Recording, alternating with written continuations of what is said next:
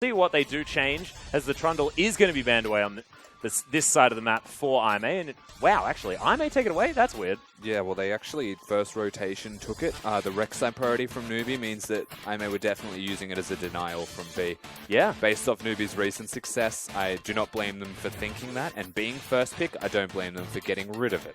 Yeah, and also making sure that they can get that Rek'Sai in the first rotation there as well, as Elise is going to be banned here from Newbee, as the two sort of stock standard red side bans have gone out, and Newbee will see whether they actually decide to get rid of one of these supports perhaps, or whether they go for the likes of that Rek'Sai ban and just leave the Karma and the Bard available. Yeah, well, Karma's now got like double the utility available for the side of Ime, so banning it in game 1 means it could be ultimately more valuable in game number 2. Yeah. However, you have to note that being on the red side means that they could force Ime into a priority Rek'Sai, which is expected, and Newbee say they don't want it. They actually don't want it. Maybe it's the Bard that they actually want. Well, Jhin Bard is a fantastic lane. Happy played a pretty good Jhin in the last game. And Moore, of course, loves to hop on the Bard. Has picked up multiple MVPs for that champion. When he's on form, Moore can definitely get things done. And his early game on the Thresh was unbelievable. Now Newbee thinking about what they want to grab for this first rotation. Honestly, showing he has a place as a proactive support more. Yeah. He's always been a bit hit and miss, and the biggest concern has been how they work as effectively a jungle support duo, Swift and Moore, and they never did. And so yeah. That game number 1 showed actually positive steps for the team in that respect. The thing that I'm interested in here from Ime and Newbee at the moment is... They might even want to go Sivir instead of Maokai. Feels like a matter of priority here from Jin Zhao. I'm thinking of Shen, because Shen's been completely overlooked by both of these teams so far. He was so good. That's for why I'm a OMG. color caster. Yeah. Oh, well, yeah. Rusty continues to be the prediction lord as the bottom lane of Newbee is locked in. You do it every time. Well, they picked away from Ime's bottom lane. That's the two champions that Ime win with. Yep. Every single time we see them. Rhodes' most successful champion is Bard, and Jin Zhao only really plays Sivir unless someone takes it from him, and then he's like, all right, like, I'll play something else. And ultimately, whilst it is denial from Ime, Newbee can still play these picks, and they're going to be happy with these, and that's why I would have suggested them as a first option. Yeah, I do definitely like it. Is Jin Zhao now considering hopping on the Jhin himself? Oh my god, Tarek would be so fun. Oddly appropriate name as well, Jin Zhao. Yeah, exactly. He has to be good at this champion. It's sort of no other option, as Thresh is now being considered. Of course, there are a lot of options for the support position, namely the Braum, if Ime would like to go towards it. And they switch over at the last second, pick that one up, and grab the Jhin at the same time. Yeah. Do you reckon I've got a chance being colorcaster? Not too bad. That was not bad. Not too bad. You said it at the right time. Yeah, that's the brownie points there. We'll sleep on it for now. See how we go. As Newbee now thinking about rounding out the next big chunk of their comp. The real trick is like looking at something, and I'm probably going to get this wrong now. I've jinxed it and saying Dade probably going to play Azir, and then watching as like he hovers the Azir and just like basking. Well, Azir Maokai would actually be a pretty good lock-in right here. That or even the Victor to an extent likes the move speed from Sivir, one of the few mid lane champions that benefits from it, as does TF. Yeah, good point. Dade picking away the Twisted Fate here could actually be a really good idea. Of course he does very much like that guy, but saving the Dade pick until last and saving him for a potential Yasuo pick into the Twisted Fate, which is what we saw in the Vici series. Or, of course, just picking the Twisted Fate himself, as Graves is what Swift opts into. So locking in the carry support style of, I guess, Swift in that jungle role. Yeah. There's a lot of damage. It feels very Swift. When the Right, Rek'Sai is does. not there and he's not going to be a tank, may as well kill people and do a lot of damage. The Maokai in particular feels a lot more standard from Newbee. They actually get themselves a tank to complement what is going to be damage from that jungle role. Yep. A pick out of necessity. And one of the reasons they would have looked at Lissandra in game number 1 is because they had the Rek'Sai. And the same thing goes for Ime's draft right now. They've got Rek'Sai and Braum, so they have tanks. Their top laner, Amazing J, who likes carrying, can honestly just pick one and have a great time. And I was actually looking at Aime's draft thinking that, you know, Shenazir would actually make a lot of sense if they are going to prepare themselves for a potential Twisted Fate last pick.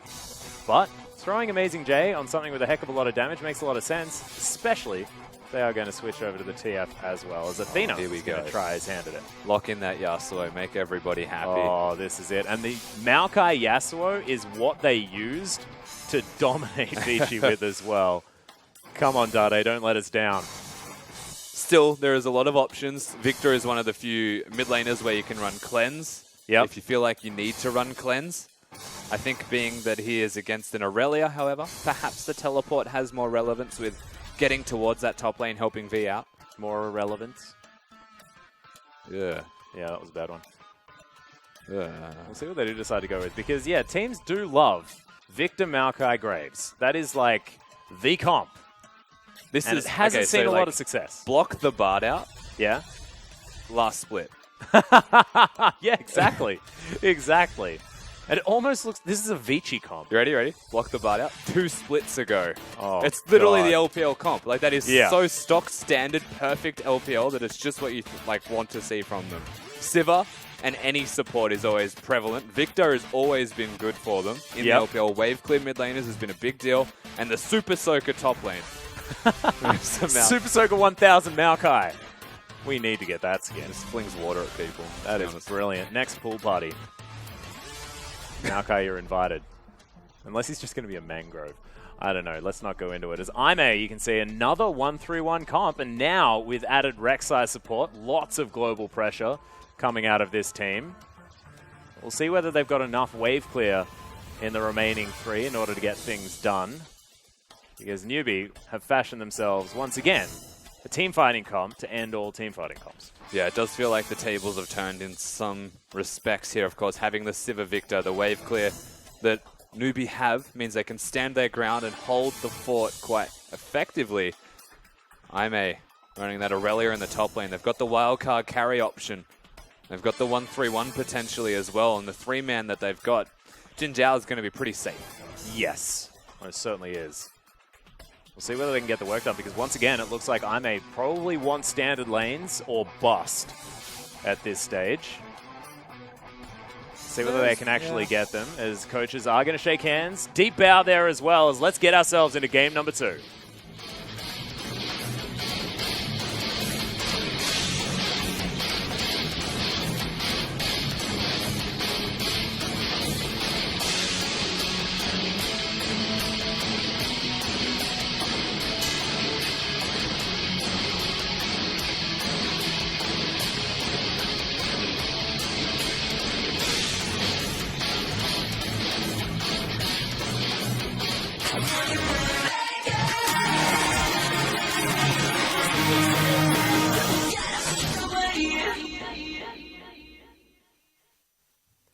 Thanks, Dade, and we are into a pause to start this one off, ladies and gentlemen. I apologize.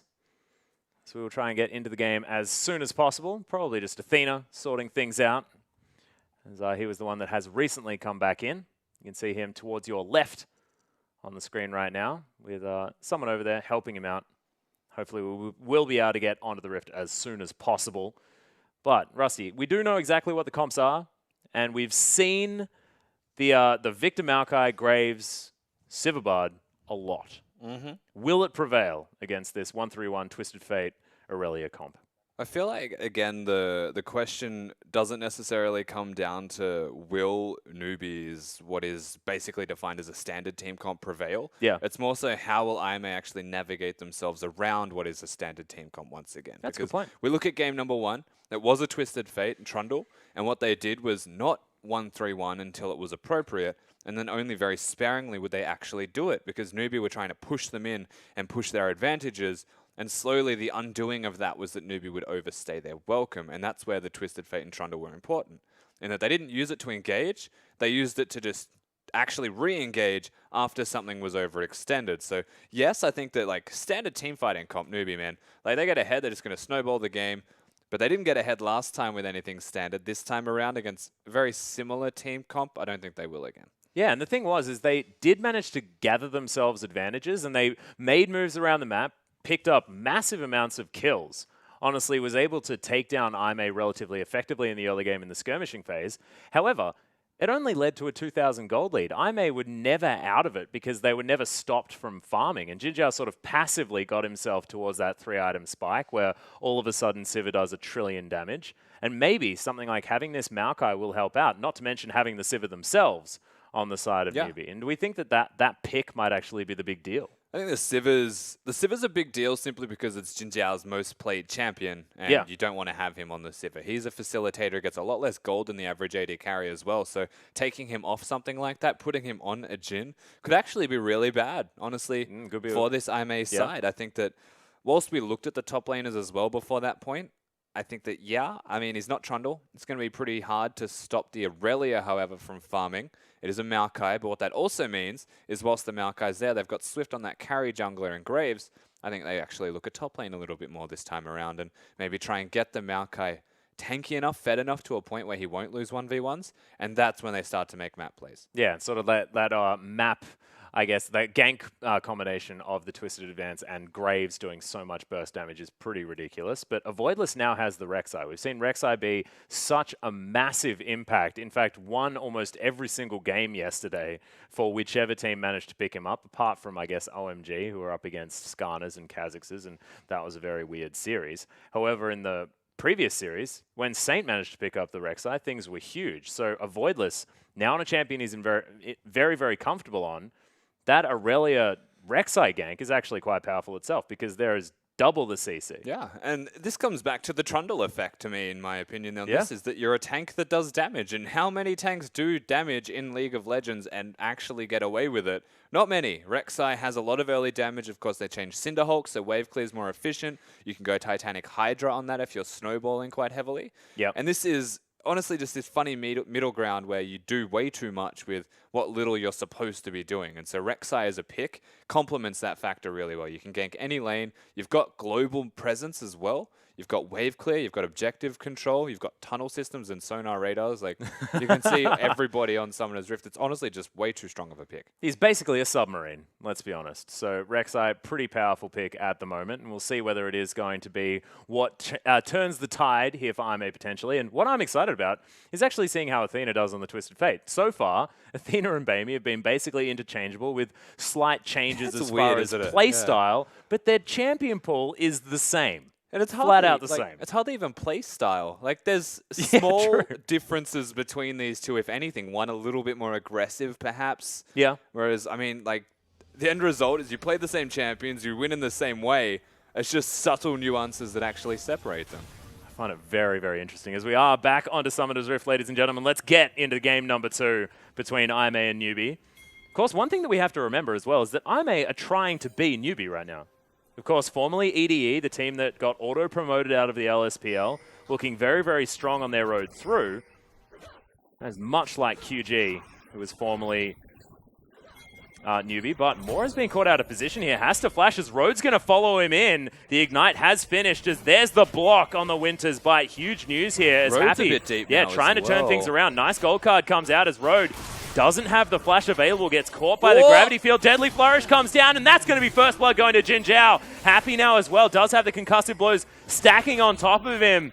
And Road won't have the opportunity to stand behind anyone. The double teleport's coming in as Amazing J gets amongst it. And now all of Ime together. It's another round of Gravity Field, which means Dade has nothing he can throw out for damage. And Amazing J picks himself up a kill as well. It's a disaster for Newbee. Everybody teleported, so they all have to recall and come back to lane a wave late. This is just really confusing stuff. Dade's coming in the Victor versus TF lane level 1. With Gravity Field. With Gravity Field. So he doesn't have wave clear, doesn't have damage, and he can't trade until he's level 2. So he just sits back, enjoys the ride that is going to be this middle lane.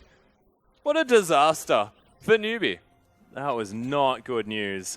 1,000 gold to start things off here for Ime. Level 1 Braum. Yeah, sick Gravity Field, Dade. Yeah, he zoned him off a total of 0 minions there. Look, I mean, 1-0 as well, 1-0-1 is going to be a snowball AD carry and Amazing J on that top lane. They even force themselves into standard lanes here, IMA, so they get everything right. It was a great start to them. Yeah, this is fantastic. And you can see a Voidless as well making his way around the jungle. More than happy at the moment as Swift taking his wolf camp for the moment. Even slight experience advantages that actually come from that first blood. A lot of reasons why people do camps is to have experience advantages. You don't need those when you get kills. You'll get level 2 first every time.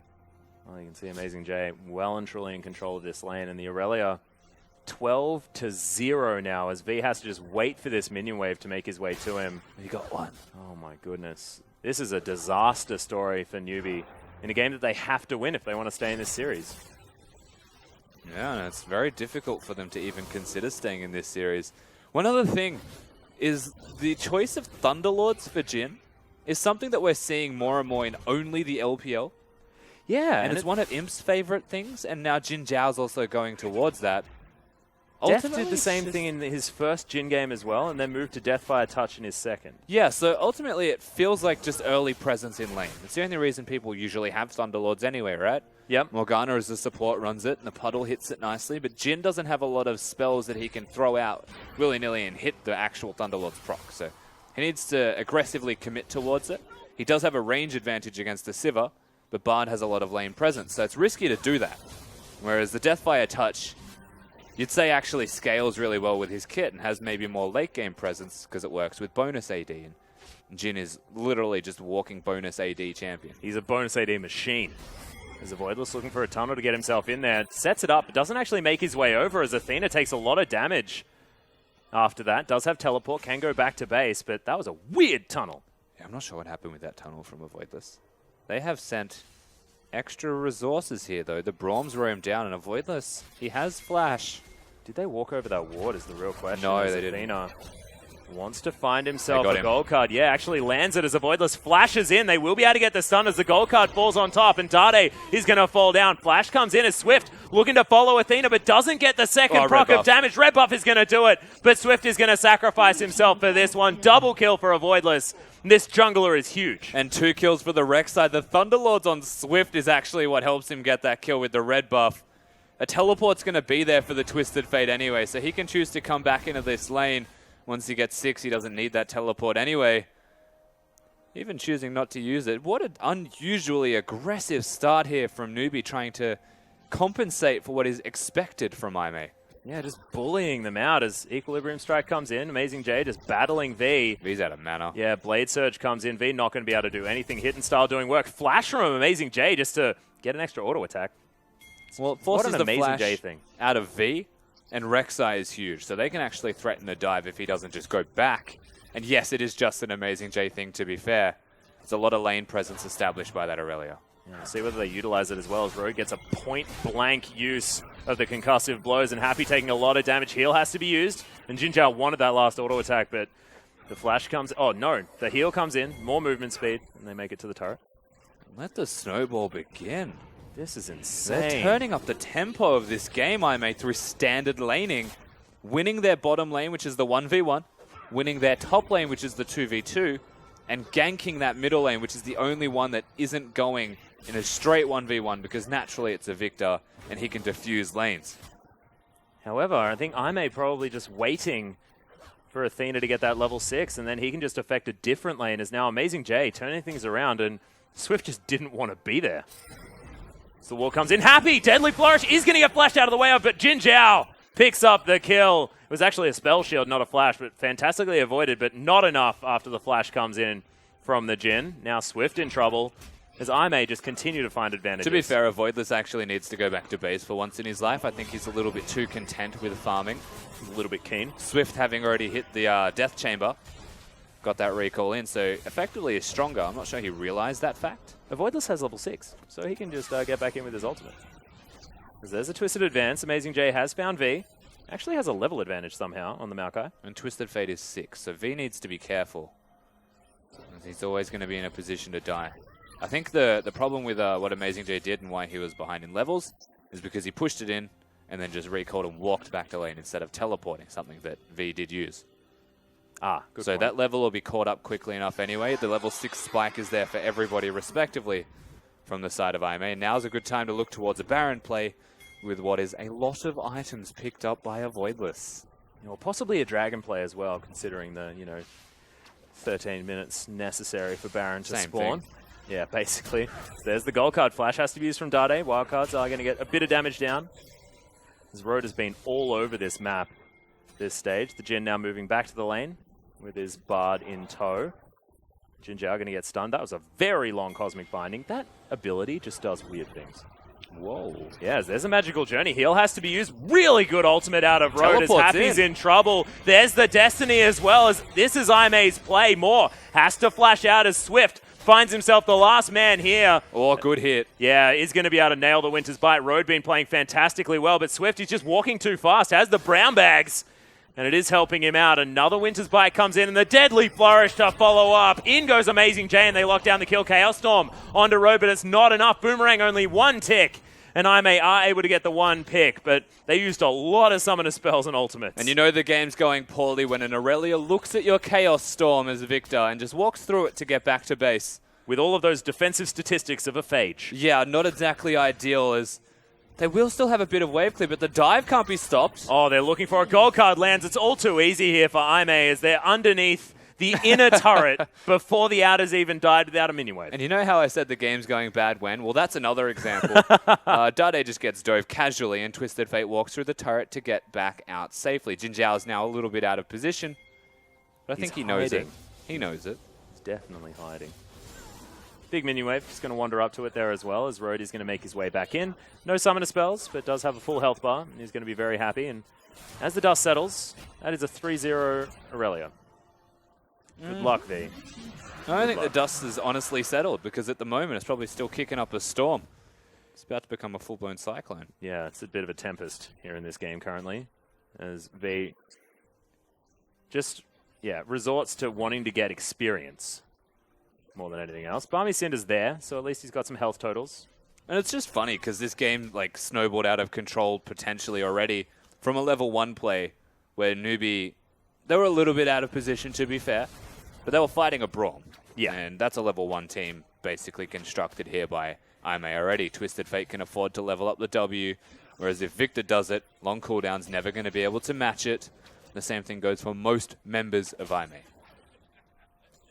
Yeah, different Twisted Fate player, different Twisted Fate build, as it is going to be the Rod of Ages that comes out of Athena. Wants to be diving as much as possible, I guess. I'd like to think of it as the snowball build. Okay. Because you do need to stack it up. So scaling strength, perhaps. But we already spoke towards what they both provide. Of course, missing a lot of cooldown reduction now, which is why he has Lucidity's rushed. Yeah, as there's the gold card. Dade going to get Deadly Flourished as well as the curtain call comes in. Dade dodges the first one. Actually has some pretty happy feet, but Jin Zhao is going to be able to pick it up in the end with the second bullet. Yeah, not bad from Dade, but it's not enough. Yeah. There's another roam from the duo lane of Imei, snowballing this game out of control. Happy, more, can't respond. And if you can't respond as a Sivir Bard, you're never going to be able to respond. Yeah. There's definitely a lot of flexibility and movement on that duo. They have to try and get as much farm as they can. 74-71, so Happy is still in the lead, but he's watching the rest of his team crumble around him with free mana, so I guess consolation. Swift needs to pull out something god tier to even have them look at getting back in this game. Here's the Graves, so he's going to have the Warrior Enchantment completed, so he has a lot of damage. But I just don't know if that damage is even made up for by the advantages that I may honestly already have. Yeah, and Voidless as well. I mean, he's got Ninja Tabi. He's probably happy to fight Swift as he takes a lot of damage here. And V is going to lock him down. Half health now for the Rek'Sai. Probably wants to tunnel under the ground. There's the flash out as well as Amazing J looking to try and help out. You can see the rest of Newbee are making their way in. Tunnel will be available very soon. And the Tempered Fate picks him up. Amazing J now trying to buy some space for his jungler as he does unburrow himself. The Destiny is flying through, but maybe a little bit late as Swift is very low. Yeah, he went mid with it. Yeah, just gets himself back into lane. Yeah, so they piece out. A lot of effort used to secure the single kill, and it is going to be a Voidless who goes down. So it's just the tank of the team. They don't actually lose a whole lot for that Imei. There's actually pressure now inside lanes as a response to that. Ultimately, it is still a kill on the board for Newbee, and they're going to be happy with Dade picking one up. We'll see if it actually snowballs at all. But you can hear that scream, and that means that they haven't necessarily bought that much map pressure just because immediately the Rek'Sai back in there, back amongst it, getting the work done. And again, there's nothing for them to take. The pick did not correlate with the Drake timing. They can't make a play cross-map for a Rift Herald. Ultimately, it was just a kill because they can, because it was way too deep. And this is very similar to what we saw from Game 1, Swift playing that Rek'Sai. Yeah. Just too deep because he can. Yeah, Rek'Sai just likes to be able to get around there. 3,000 gold, still the lead. Probably one of the largest gold leads we've seen in this series so far, honestly, as Game 1, it was only until the very end that things started to balloon out of control. And Road, you can see actually getting right up into the faces of Newbee. There's a really nice deadly flourish. As Happy has to flash, but it's not enough. Jin Jiao picks it up with the last bullet. The big old crit to the face. That'll be enough. And if you can kill someone in 4 bullets, you're feeling very good as Mr. Jin. Well, they might actually deadly have more. flourish one more time. And the curtain call comes in. Moore is going to die as a Voidless grabs it. Probably with a red buff by the end. And I may just go from good to even better. They absolutely do. Trinity Force as well for that Aurelia. Everything is snowballed. We're just waiting on another shot from Jin Jiao. I really love the different styles that we're seeing out of Twisted Fates. And the reason that I do is because it throws a spanner in the works. Oh! That was so close. He didn't get it. But it throws a spanner in the works of the way that the players play and how Dade has adapted to that play. Yeah. So, like, they have similar styles, Athena and Baimi, but ultimately even going for the Rod of Ages could confuse Dade because it's not what he's used to seeing from the previous one. Well, you can see Amazing J now taking a lot of damage. Collateral damage was not enough. And the teleport out of Dade had to be cancelled because Amazing J created enough distance. A Voidless doesn't even care what's happening to his top laner, knows that he's going to be safe, and just takes his red buff. Yeah. Pinging for assistance in the bottom lane want to help you this time around. Amazing J, I think, will teleport. It just didn't want to be Dove, which is why the Rek'Sai is nearby. Actually, they swapped lanes. There you go. Looking to accelerate the pace of the game. Top lane turret went. Break the bottom. It'd be a good timing, I would imagine, for a Drake as well. Yeah, 44 seconds now on the next one, which I believe is going to be another Ocean, if I remember correctly. Let's just go with yes. Yeah, I don't know. But yeah, the timing, again, from... Not only is it an acceleration of the game by being able to force extra turrets to take it down, open the map more for a Twisted Fate to work around at times, and coincides with that Drake. And a big snowball now possible for what is already a pretty sizable gold lead at 14 minutes. Yeah, 5,000 gold at 14 minutes is huge. Swift continues to farm out his jungle. 1-2-1. Same name as my car. Swift has the Berserker's Greaves, makings of his next item. Possibly the Maw of Malmortius to come in second. Pretty standard stuff for the Graves, as Maw has discovered a Voidless, or as a Voidless discovered Maw as he gets caught by the Deadly Flourish. Jin Jiao's Jin is fantastic. Excellent name, as there's the flash. V actually getting brought all the way into this IMA roster, and he's not tanky enough. Amazing J picks it up as Swift now has to deal with him. The Voidless tunnels after the concussive blows, not going to be enough as Athena flashes forward. Wildcard not going to find him. He's taking up this whole Chaos Storm as Amazing J eventually takes down Happy somehow. Okay, off to the side is able to pick that one up, and IMA just continue their onslaught. Well, Aurelia is an assassin when you are 4-0, now 5-0 after killing Happy, and this is going absolutely the opposite of what Newbee were looking towards. Strong map play from Aime, utilizing that Twisted Fate. They're not done, Dade. Oh, one more time. The gold card flies in. They happily give the kill over to Athena. And Maw looking for Road. Unbreakable's there, but the turret is going to do a lot of work. However, stand behind me. Gets into his mid laner. He's just walking through the turret. He was just there. This is cheesy. This is... look, I'm going to say it's calculated cheese. He's about to see them, and it's Happy, and it is also Maw who has the ultimate. But as far as cheese goes, oh my! Oh, even manages. That is ridiculous. Deadly flourish there as well. Gross. Just yeah. 15-2, Rusty. 6-0 is Aurelia. After cheesing the Sivir, after already killing the Sivir, waiting for the respawn and sitting in a bush. Yeah, and Amazing J has a lot of faults, Rusty. But one thing he does very, very well is be ahead. He does it well and poorly all the same, Mr. Atlas. Because it works when he is ahead. Yeah. If he's not ahead, precisely, then he's still playing like he is ahead. And he's in his element at the moment. Grabs himself a bunch of tanky stats now with the Mercury's Treads, as well as that Giant's Belt and the Cloth Armor. I would have liked to see him go for a Blade of the Ruined King. Just say, yep, No, we got this. Well, I mean, the aggressive build's actually like a Mora Mortius. But he's going for the armor stack. Looks like his job is to kill Happy and Swift. They're not afraid of Dade. 1 and 4. Went for the Hex Core into Merc Treads. Not the Abyssal Scepter, so not exactly doing damage, is Victor. No, not quite enough. They're trying to defend this outer turret in the mid lane. It's down very, very low. As we're verging on 9,000 gold, the lead. I'm thinking about what they're going to do next. Baron is going to be available in about 2 minutes. But they probably feel like they could be going for it now, because they are so incredibly far ahead. Well, they could look towards the Rift Herald. It's one of those free objectives, but why would you do such a thing when you can actually capitalize on the strength of your actual standing roster in their lanes? I feel like it gives up tempo there as well. You're exactly right, Rusty. It's just time wasted. Exactly. And like map control, perhaps they push a wave out from Newbee, and that's not what I may want. They want to push those waves. Speaking of. Yeah, Tempered Fate is going to find 3 members of Aimee here as Jinjiao makes his way over as well. More able to defend the turret for a little while, but V looking for an engagement. Road is going to be the one that he goes on as the Glacial Fissure comes out. V has to be careful. Ultimate now channeled as the Curtain Call doing a lot of damage. Swift has to be really, really safe as the Spell Shield waited out. Oh. And the Curtain Call then going to fly in for the last time. Clears out a minion wave. And you're right, it just lasts so long. Yeah, the 4-man unit are all just like bundling together to try and save everyone else's life from the crit bullet. Zones them off the turret, takes them to free objective.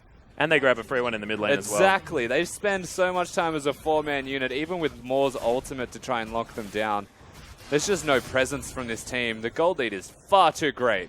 That's 10,000. At 19 minutes into the game, and that was a statistic, wasn't it? Like, how many games are won when you're 10,000 gold down at 20 minutes? Not many. Well, I mean, how many teams do you know? Yeah, it was quite some time ago. In the LPL, though, that can actually win from 10k gold down. EDG proved it yesterday. Newbee always have. That is very, very good 10,000 gold down. For some reason, I think one of their last memories that's in my mind is a 14k gold deficit that they won about 2 weeks ago. As one of the biggest. And Athena are going to be pushing out the mid lane, but I also don't think it was at 19 minutes that they were that far behind. I think it was around 30. Yep. So this is a snowball of epic proportions, and let me tell you, if Newbee win this one, they're gods. And I have a feeling that the momentum you gain after winning a game from being that far behind is pretty ridiculous. Well, your opposite team's probably tilted off the face of the earth. Yeah. Well, Road at least lands a Winter's Bite as Voidless is going to turn his way in. Finding this red buff. We'll see whether he can lock that one down as, yep, just steals it away from Swift, and they're just not strong enough to be able to do anything. Ward is going to go down, and Aimee just setting up vision around this Baron, which just spawned 15 seconds ago. And at the moment, Happy is the one currently responding to the Sivir in the side lanes. So this is just spelling worse and worse things for Newbee, because watch top lane. Oh, Curtain Call flying through as well. Swift has to be so careful. Jinjiao just grabs it. Does get Tempered Fated in the end, but it's just not enough. Too little too late, I'm afraid, for Newbee. Well, that's like 3 members strong, with a Voidless rotating between lanes. Jinjiao's having a dance. Meanwhile, top lane, note that Happy flashed away from Amazing J on the Aurelia. I would too. Which is, look at where Amazing J's walking. Oh, another one. The point-blank ultimate comes in as a Voidless picks up the support. More now dead. And Amazing J just makes his way in. 5 men strong here in the mid lane. They're looking to take down this inhibitor turret. Wildcards flying through. Wave clear is there from Dade. Looking to see whether they want to tank this one up. But look at that turret fall. They can't keep going, though, I do not believe. They don't have the Drake to fall back on. They don't want to commit to the Baron just yet. It's a recall, consolidate, and utilize that money that they've probably picked up off another couple picks. Sitting pretty. Still seriousness in the faces of Aimee. Dade not looking happy, although that's basically his standard face. His expression does not change a lot as Swift now in trouble. Amazing J slows him down with the Equilibrium Stride as Athena's looking for the gold card. Oh, got it. Threads the needle. Picks it up with the wild card there as well as Amazing J wanted more, but Athena says, no, it is time for Baron. The side card god. That is basically what Athena just pulled off. He did not intend for that to hit. The flash was after the card connected. But it works. And look, that's a big member down. Swift is gone for 20 more seconds. They can look to push this turret that they already prepared earlier. Yeah, easily taking that one down. As you can see, Jin Zhao, a lot of damage. Another Deadly Flourish comes in, secures another kill, this time onto Happy. And this inhibitor now falling down. Newbee just falling apart at the seams as this gold lead is out of control. 14,000 gold, 22 minutes in. And this is a scrim that was lost at level 1 through an early invaders. The kind of thing that unfortunately you can't reset in an LPL match. And they are on struggle street, Newbee. Their only respite is that occasionally Aimee might look for a neutral objective in the river instead of their base. Yeah, well, Aimee looking to augment their first 2 dragons with this Infernal Drake almost perfectly put in place. Remember that it's also a Jhin picking it up, and while it gives 8% bonus AD, God, it's yeah. Jhin. And one of the few champions that, has 700 AD when he's at late game. Might like that. Jesus. Just saying. Yeah, exponential growth is a pretty ridiculous thing when your base stat is pretty huge. As yet, Double Ocean now augmented by that fire. The Hot Spring coming in as now the Destiny comes down. Swift uses the ultimate, gets himself to relative safety. As Athena creating space now for Aimee. Yeah, no ulti, no teleport. I don't think it matters too much because with the inhibitor down in that middle lane, they can just run bottom side. And it's funny, at the moment, Avoidless is the one doing it. The rest of the team is a 4-man unit, feel like they don't necessarily need 2 tanks. Yeah. They have enough with just Road and Amazing J's assassination tank build because he's just so fed. And Voidless is just flat out fighting this Maokai. Like he he's wins the top that fight, laner. though. He absolutely wins that fight. That's just ridiculous. Oh, Dade has the Dade Magi's picked up as well as he does avoid the Deadly Flourish, but Curtain Call comes in. Happy has to be careful. Nice Spell Shield blocks the first one, and Tempered Fate stops the last 2 bolts. Yeah, you have to note that also Jhin was picked into the Bard. That's one of the few things that can be defined as a counter to it, is honestly these two I'll see in a couple of years. Let's watch top lane. Yep.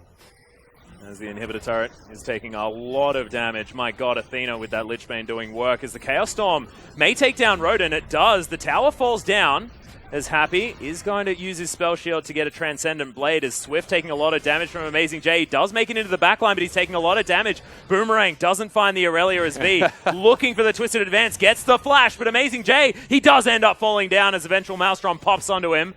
Now Jin Zhao possibly in trouble as Dada gets exploded by Athena. This Twisted Fate needs to be respected as Moore has to flash away. Swift, full health bar, makes his way back into the fight.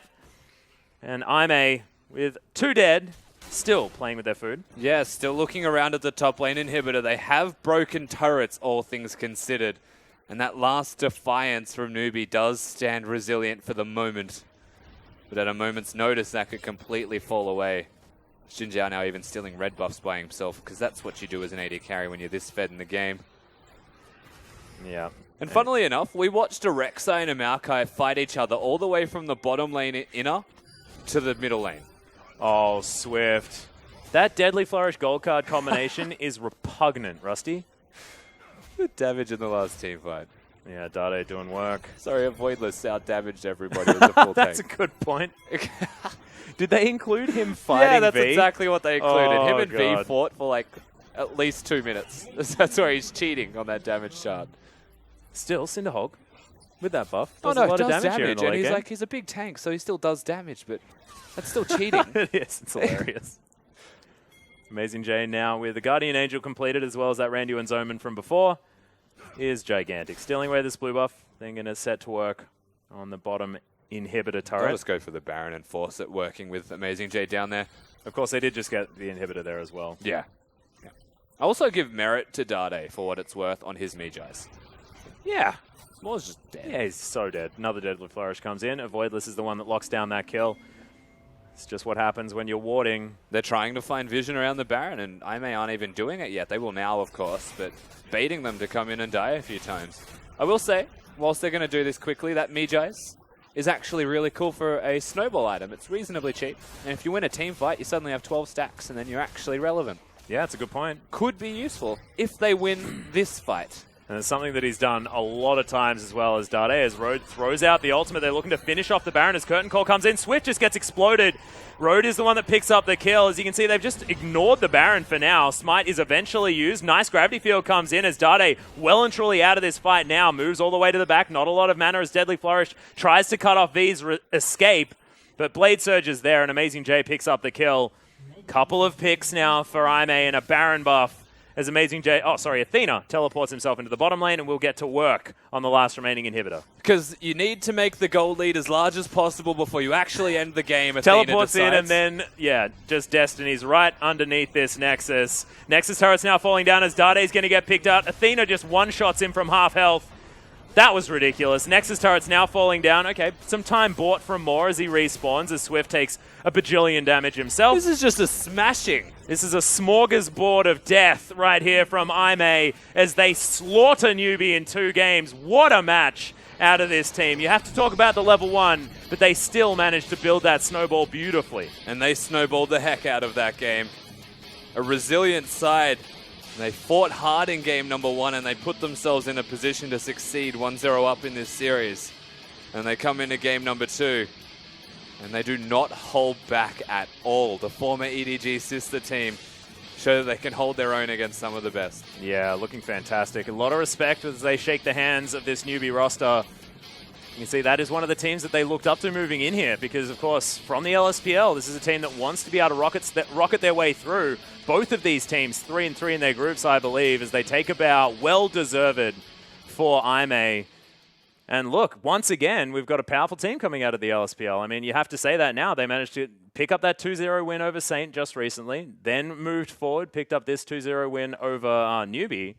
They're getting to bigger and better places here. And let's actually provide some context on that respect, because beating Newbee, people would look at it and say that these teams are both 3-3. 3 wins, 3 losses. That means they're equal footing, and now that would put, just slightly ahead of Newbee would be this side, Ime. But the teams that Newbee have beaten is Vici, Saint, and Invictus Gaming. Teams that have been inconsistent. The teams that they've lost to have been Snake, GT, and EDG. Yeah. Which means they are still definitely a middle-of-the-pack team. That's the epitome of what Newbee are right now. Oh, yeah. And by beating them, Ime, in a 2-0 performance, has actually shown that they're potentially better than just middle-of-the-pack and that they're pushing for that top 3 spot in their group. Yeah, and they are creating momentum here for themselves at the same time, which is fantastic for a team that is a little bit new into the LPL as well, because having that sort of emotional support of a couple of victories behind you is fantastic when you don't necessarily have as much on-stage experience like this team does. And I mean, the LSPL is definitely a good proving ground for them, but it's nothing like what the big leagues are as far as the LPL, and this is going to be massive for this team. And it's funny, because that game was almost more LSPL than it was LPL in the way that it actually unfolded. The way that LSPL works notoriously is longer laning phases and more jungle prevalence, perhaps in the farm variety, and then team fights. We've seen Snake come in when they came from the LSPL to the LPL. They're a team fighting team. We've seen QG come in. They're a team fighting team. The same thing goes for this. And they're meant to be a team fighting team, but what Ime provide is almost break that trend. And yes, they can team fight. Yes, they have a lot of team fighting strength, but they're an early game, pressure-based team that actually have adaptability already, because at this early in their first split, they're playing the Twisted Fate Trundle. They're playing 1-3-1s. They're split pushing. They're not exclusive. Yeah, and they bring out the Aurelia as well. And I mean, they did play 1-3-1 comps both times here, but it just fits in with this like heavy skirmishing style that they do have. And we saw their coordinated collapses were fantastic. I mean, in the very early stages, we saw Amazing J walk back to lane, hold onto the teleport. Same thing to be said from Athena. Lost about a whole wave on his turret. Didn't even really matter because they then managed to use that teleport, got themselves an extra pick towards the top side. The coordination out of this team is fantastic. Yeah, we do have to commend their map movements, generally speaking here, especially in the second game, because they did still effectively snowball from what was an early advantage. And not every team does that. They usually sit back. And WE is probably a notorious example for that. They just chill out and wait till 30 minutes and say, that's a team fight. Now's a good time. I think we're about 10k up. It'll do. But it's often still a coin flip. Yeah, as well. what Ime actually did was snowball that lead. They utilized the Twisted Fate. They had early pressure from the Rek'Sai jungle, and I think this rings true now throughout most of the LPL this week. Is Rek'Sai is kind of a big deal. He's a ridiculously big deal. And I mean, Swift did manage to get in the game in the first game, and they had a really good early performance. The pressure out of the jungle was huge. They got a lot of early fights, and it was Ime playing very, very well and coordinated. That Baron fight didn't necessarily go the way that Newbee wanted it to. So it wasn't the Rek'Sai's fault that game was lost. No, it was decision-making. Yeah, precisely. Yeah, it was very small details that actually unfolded that, but the Rek'Sai still did its job. It was going to be a super tank that has a lot of early presence. Yeah, exactly right. And we are going to see who the MVP is as well. I mean, do you have any Thoughts? Jinjiao is going to pick it up as it came a little bit quicker than I was expecting. 6-0-13 though. This guy was so huge on the Jin. And the Deadly Flourishes, man, as far as how this comp was built, Jinjiao played it out superbly. Yeah, absolutely. His job was the long-range complementary engage tool that just has a far too much damage. But what they did was like, yeah, he started 1-0 through that level 1 fight, and I think this is what we're actually looking at. Yeah. This is basically how it all started to unfold. The strength of Jinjiao starting W with Athena having a stun card. The fact that Road is actually on Braum means that they separated themselves from Newbee at level 1 teamfighting prowess. And yet, Newbee thought they had the collapse, thought they could teamfight. Dade starts W and essentially loses his team match strength. And this is entirely what snowballs this game. And from here, you're looking at it, you're saying, what a disaster that the level 1 actually became for Newbee. There's still only like 600 gold in their back pocket, maybe 900, a couple of kills here and there. Yeah. They still won lane with that. There was still a Braum Jin beating them in a 2v2, flashing to get all of these crits in laning phase. The end result is like, that level 1 won the game, but they let it win the game past that point. Yeah, exactly right. And this was standard lanes that was gained from this IMA roster as well. We have to lift our hats a little bit to Amazing J, who played out that laning phase fantastically well. I mean, what was he, like 12-0 in the first couple of waves, denying V completely. Often this super tank just wants to ignore the Aurelia, get to the point where it can be super huge, but it just wasn't possible at all. And Amazing J, whenever he teleported in, managed to get even more kills. The Blade Surges were on point. He was really getting the work done. And his Aurelia has been very impressive. Yeah, and we said it coming into this second game as well. It's important that Swift gets around the map, gets the ganks off, and actually snowballs that Maokai a little bit, because if he falls behind, Aurelia stays ahead in that respect. So yes, it was important that Swift got something done. And ultimately, this does come back to that level 1, where it actually put Amazing J in a position where he was able to freeze the lane, put the Maokai behind through those early kills that he got. That end, Swift couldn't jungle as efficiently. He didn't actually get a leash. Everybody was too busy dying, and they were walking back to lane. So slow start from Swift puts the Maokai in a position where he's not getting support, whilst the Aurelia is ahead. And just like that, the top lane snowballs to the point where there is a freeze happening against him. The farm differences are far too great. The same thing happens with the spillover on the top side of the map in the 2v2. Yeah. And what's important about all of that is they got standard. They actively sought that standard lanes out, and that was blind. It was, and Jinjiao, we had some questions for him about his Jin play. I was actually going to ask you this in the game, never found an opportunity, but Jinjiao was known as sort of a Draven player. Does that sort of mentality as like very positional-based AD carry, does that sort of help you move to a bit of Jin mechanically? The cool thing about, so a lot of Chinese players just play Draven as an AD carry, right? Most of the ones that don't are Korean AD carries, so just quietly, they all play it. What it does, and I guess what Draven actually provides you is positional awareness. Not so much like, think about Draven compared to Jin. Draven goes forwards. Yeah. But he has to reactively adapt to catching axes. Is it worth catching this axe, or is it worth hitting them instead of getting it for the bonus damage? Jin's similar in that respect, and the vein of having 4 attacks means they're all valuable. Yeah. The fact that you can sit back and throw your ultimate, know when it's more important than auto attacks is important. So yeah, I think Jinjiao's got a lot of relevance in being a former Draven player, now turned Jin player, but it's not that influential. Okay. I think what is actually directly influential is just knowing his, I guess, team fight awareness, his positional awareness, and when he can make plays. Yeah, and I think as well having this newfound communication with the team. And I mean, IMA weren't looking this coordinated in previous games. They have certainly come into their own very recently. And they have. Regardless of which mid laner they have, seems to be the same thing, because the follow-up with the Deadly Flourishes was fantastic. Of course, Road continuing to be fantastic with his play at the same time. So, yeah, IMA just looking fantastic. I want to look at the other team, though. Newbee, they came off a victory against Vici. We had actually high hopes for this team. They looked good in game number 1, in the beginning at least. And do we think that it might have been a little bit of tilt from this team that affected them after that Baron call? I've always, we came into this split and it was like, oh, they've got rid of Doinby. There was a lot of drama on their Weibo about it all. It was like, oh, we have to question this team's mentality right now. Dade didn't even know if he was playing. I think he originally left because he wanted to be on the starting roster and they said no to that, or something along those lines, right? So this is a mess, to say the least. But when they perform well, they look good. When they're actually losing games, they just don't feel like the exact same team.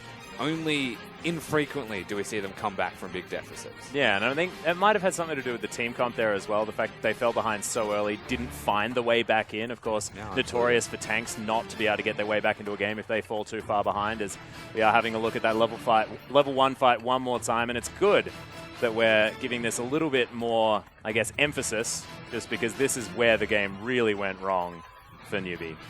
It absolutely did. I mean, it all comes down again. The gravity field level 1, perhaps not ideal. Sivir did start with the Q, which is a good choice, but Bard, funnily enough, good level 1 champion, just got targeted. And speaking of, I mean, it didn't stop. It actually never stopped. And I think this is the fight where Amazing J comes in, gets himself a kill, and then sits in a bush and waits. He does. He obliterates Happy's health bar, and we didn't actually see that one, so I hope we do. And tanks another Chaos Storm. Good dodge here, by the way, from Athena. And that laser keeps him alive. Yeah. Amazing J as well, just slaughters the Sivir off the backside. And this is Road single-handedly zoning everyone away from a Baron buff at the same time. Yeah, like utilizing a Jhin ultimate as well. They were hitting the Baron. The call was just hold up. Yeah. Let's just kill him first. Take it out. Make sure that there's no one that is able to steal that Baron buff. So it was a very, very impressive performance from IMA. And Newbee, back to the drawing board one more time. We'll see what they're going to be able to do. Yeah, they have a lot of work, Newbee. It's going to be a tough battle for these guys who are very emotional. Yeah, it's very, very true. But ladies and gentlemen, there's still one more series tonight. We are going to throw it to a short break. But when we get back, WE to take on Invictus Gaming in a very historical matchup.